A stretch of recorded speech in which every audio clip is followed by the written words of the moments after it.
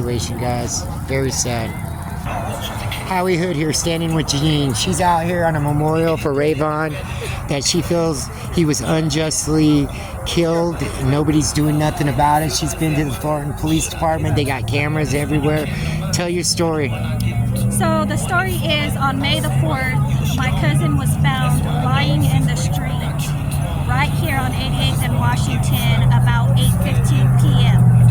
The story is that he fell out the back of the truck, and the person that was driving the truck obviously left the scene.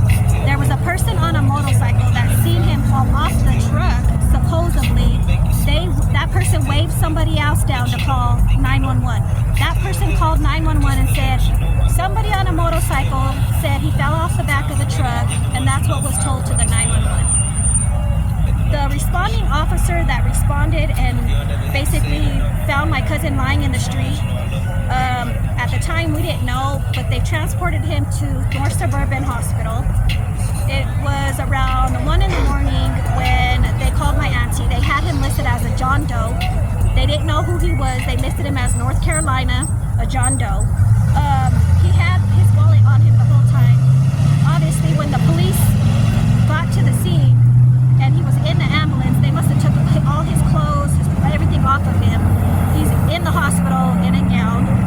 My auntie, the hospital calls my auntie and says, your son's been in a bad accident. Come to the hospital. So my auntie gets there, and the doctor tells my auntie that he's brain dead, and that if she wants to take him off life support, that she can go ahead and make that decision now. She said she couldn't make the decision. So that was Sunday morning. I got to the hospital about 8 in the morning, and my cousin was literally laying there.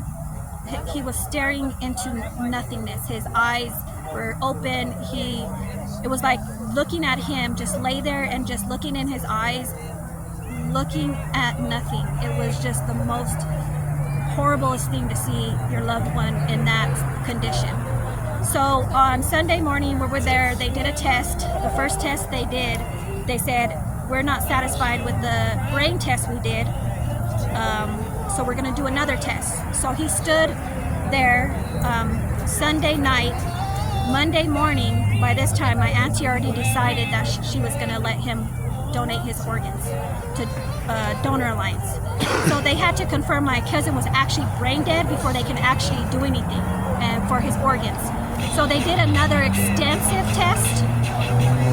With that extensive test they did, they confirmed my cousin was brain dead. That means that my cousin was brain dead from the time they found him laying in the street. The doctor at the hospital said, when I asked, I said, I don't understand why he's been laying here for hours and you're not doing anything to help him. She looked at me and she said, there's nothing we can do. He sustained multiple fatal blows to the back of his head. It's irreversible. So at 2 p.m. on the 6th, I believe, because that was the 4th Saturday, Sunday's the 5th, Monday's the 6th. They took him off life support. They transported him to Donor Alliance. My cousin, they said he died on the 6th because they kept him alive for my family to see him. During that time frame, from May 4th up until today, which today is June 1st, there has been so much information coming out about what may have happened to him. Yesterday, on May 31st, I went to 88th and I went to that corner store, Phillips 66 on 88th, across the street from that tire shop and Domino's. The clerk told me that I went in there and I said, can I speak to a manager? You guys got footage here. My cousin came and I heard he came here. He said, yes, I talked to your cousin. I said, you did? He said, he came in here and it looked like he had got beat up. It looked like his hair was yanked. It looked like he got hit upside his head and he was incoherent, where he looked like he didn't know what he was doing. Like he was hitting his head, obviously. How did he know that? Like, how did he know all that? Like, how do you know he got hit in his head and he was incoherent? Because of his body language and the way he was acting. So he said, my cousin told him I was involved with some bad people. Well, he could be saying that about anybody he had a problem with. It could have been a friend. He would say that. It could be a family member, a brother. He would say that. So he goes out of the convenience store, runs across the street, comes running back, runs across the street, and the clerk is like, he's acting weird. He's not acting normal. More than likely, he was just hit in the head. What do you expect a person hit in the head and they have brain damage, trauma, how they're going to act? So what that clerk did was call 911, non-emergency dispatch. And mind you, I just found this out yesterday. The Thornton police came out. They have body cam footage of coming out, talking to my cousin, and he asked him, what happened to your hand? He goes, oh, I fell. Because like I said, he had defensive wounds on his right hand. He had a big old gash underneath his thumb.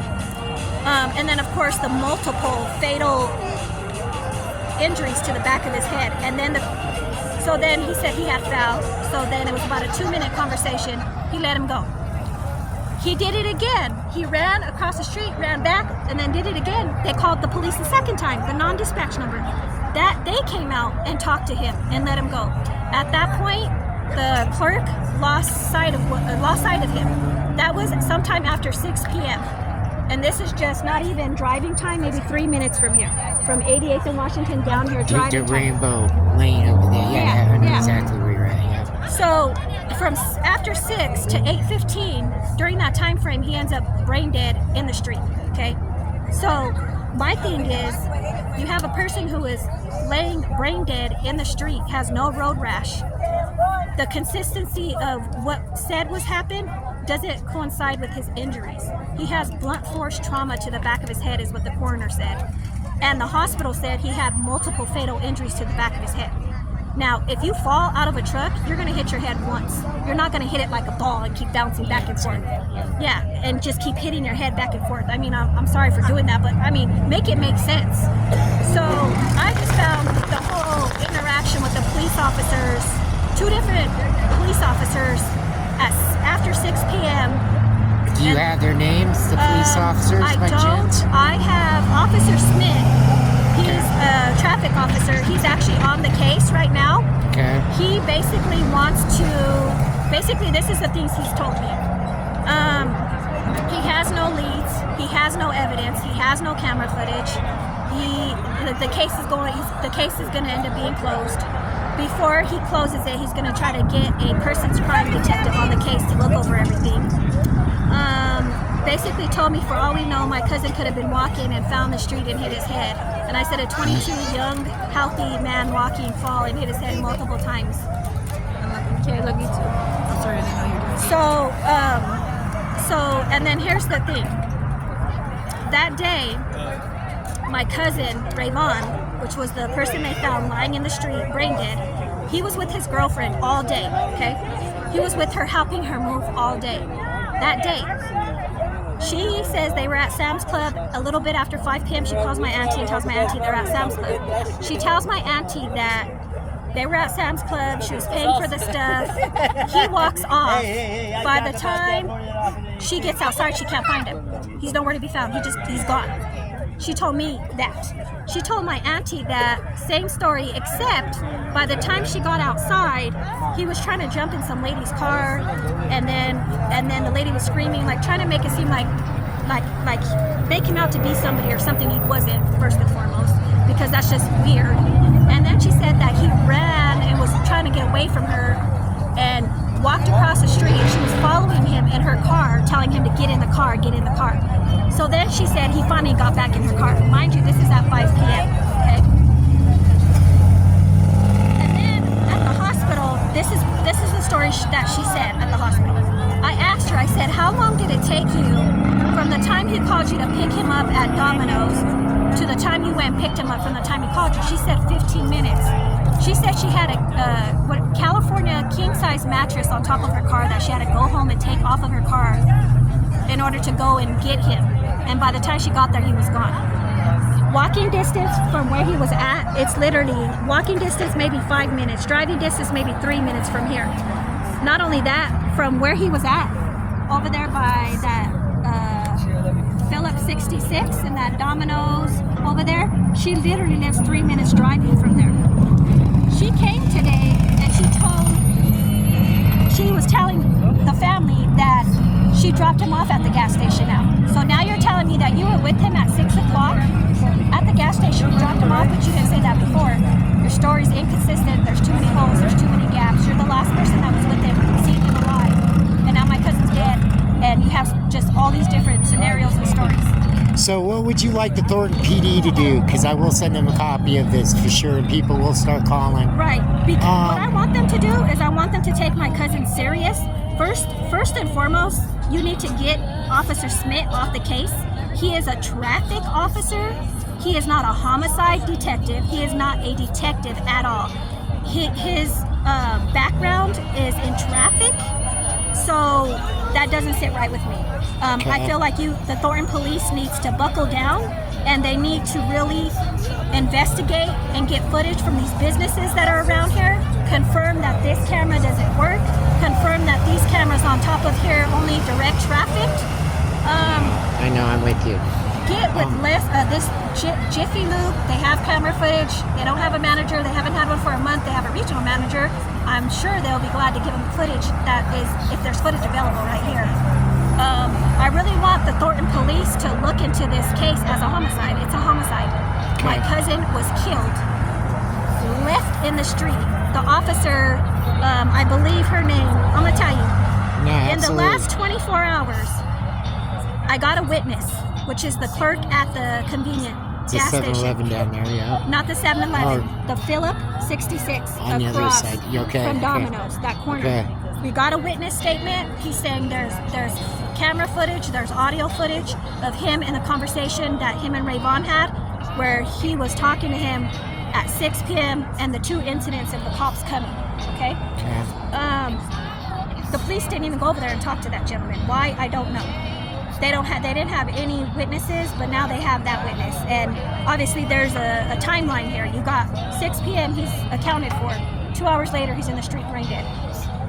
So this officer, So let's tell this to my viewers. So you want Rayvon's, sorry, I forgot his last name. Rayvon Lewis. Yeah. Rayvon Lewis, the Thornton PD, to investigate this properly. So if you guys can call the Thornton Police Department, I will put it in my video. I'll give the phone number to investigate this properly. This is not sitting right with the family, and they deserve justice. They deserve the truth. Look, this is a picture of my cousin. He graduated. My cousin was smart, intelligent, full of life, loving, kind, an artist. He did music. I was told from the officer that I talked to yesterday, this officer that I talked to yesterday, Officer McCord, has done more in 24 hours than I feel than the Officer Smith that's on the case. She's literally done more in 24 hours just talking to her and explaining to her that the girlfriend needs to be, they need to figure out, she's lying, she came here lying.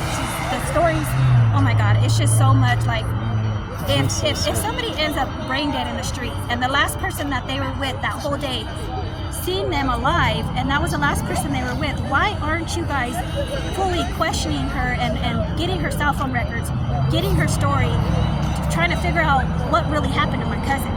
This needs to be investigated. Thornton police need to really investigate this as a homicide. And what they're telling us at this point is that they're waiting for the coroner report. However, when I talked to Officer Smith, I told him that my cousin had multiple fatal injuries to the back of his head. He said, "Who told you that?" And I said, "The doctor at the hospital." He got quiet. And then after I got off the phone with him, he called my Auntie Carolina, which is Rayvon's mom, and told her that she needed to come down the following day to sign a medical release so he can get medical records from the hospital. Okay, so he didn't even know he had multiple fatal injuries to the back of his head. If you fall off of a truck, you're not going to have that type of impact. Smith is a sergeant, right? I don't know what he is. Yeah, I think he is. I think I've ran into him before. Okay. I don't know. He said he was going to come down here if he could get out of some festival going on to come and pay his respect to the family. He's not here. No. I didn't expect him to show up. I wouldn't care if he showed up because honestly, I mean, to tell somebody, well, for all we know, he could have fell and hit his head, that's disheartening. You don't tell somebody who's literally grieving and going through a loss, for all we know, he could have fell and hit his head. Well, for all we know, but at the end of the day, do your job, okay? And so at this point, I just want this to be, because even the officer, her name is Officer McCord, like I said, she's done more in 24 hours on this case, just talking to her, because I had to call the police, because when I called him, he said he was off duty, call the non-dispatch number, have a police officer come out, give him the case number, and have them take the report. So I did that. And she basically, you know, has watched the body camera footage from them interacting with him one time, because she's saying the officers that came the second time was from Adams County or something. I don't know. So his death is very suspicious. The girlfriend needs to be looked at and looked into. And so that's what we're asking for, is for his case to be taken seriously, because I don't feel like they're taking it seriously. I feel like they're just trying to close it. Absolutely. Something positive about Rayvon. Something you would like to say to him in heaven. Full of life. Smart. He was an artist. He did music. He loved to dance. Very handsome young man. Very good. Just loving, kind, you know. So if we have any information on this case, please call the Thornton Police Department. Please, very suspicious circumstances for sure, guys. 9 News did come out here, but I'm going to put more out there. Hopefully you saw all the people I recorded here. This kid was loved. Please let him know. We have cameras everywhere, like she mentioned. I got those. I'm going to put those in my story as well. For them not to work and be in a busy area like this, to be able to have the city have a camera here that doesn't work, that literally could have captured what happened to him, and that way we can know, instead of going off of what was a hearsay, she-say story that's not consistent with his injuries. Like I said, I mean, no road rash, no truck. And it sounds like Officer Smith, which I believe is a sergeant, I won't clarify that, I've ran into him before, acts like he doesn't care. So you guys, help these people out. I'm going to get this story out as soon as possible for these people. Call the Thornton Police Department if you've seen anything on Cinco de Mayo. Let me give you his case number, so when you guys call, you can give the case number. So the case number for Rayvon Lewis is